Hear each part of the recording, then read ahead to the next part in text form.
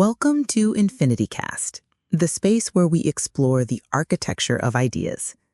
Today, we're tackling a concept that can feel a bit heavy, a word you might have heard in a literature class and immediately felt intimidated by, deconstruction. But we're not here to destroy things.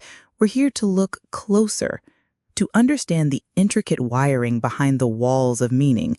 I'm your host, Niko Ardent, and here to help us peel back the layers is the ever-insightful Kael Sparks. Welcome, Kael. Thanks for having me, Niko.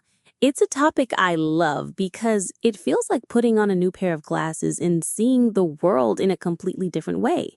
To jump right in, I think we have to start with the French philosopher Jacques Derrida and his most famous and famously misunderstood statement, "There is nothing outside the text."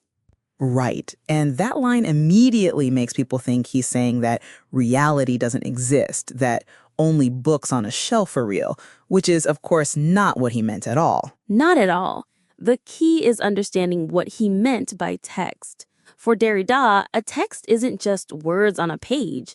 A text is any system of signs, any structure of meaning. A film is a text, a conversation is a text, a social ritual, a political system, even a city's layout. These are all texts that we interpret and that are built on a whole network of assumptions, histories, and relationships. So when he says there is nothing outside the text, he means there is nothing outside of that relational context.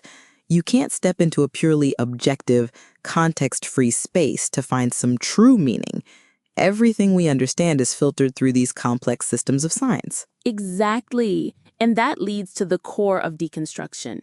Derrida argued that Western philosophy has always been searching for a center, a foundational truth, a guaranteed presence like God or reason or truth that anchors the whole structure of meaning.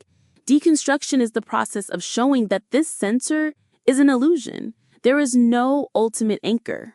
So if there's no center, what holds everything together? That's the radical part. Nothing really holds it in one fixed place. Meaning is generated by the interplay of differences, by what something is not. The meaning of day depends on night. The meaning of presence depends on absence. And in these pairs, one is almost always privileged over the other. Deconstruction gently takes that structure apart to see how it was built and what it leaves out. It's not about proving something is meaningless, then. That's the other big misconception. Precisely.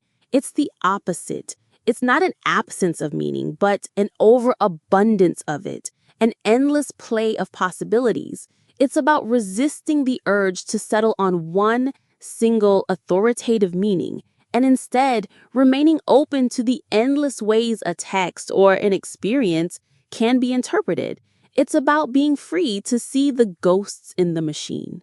So a text isn't a container with a single truth inside.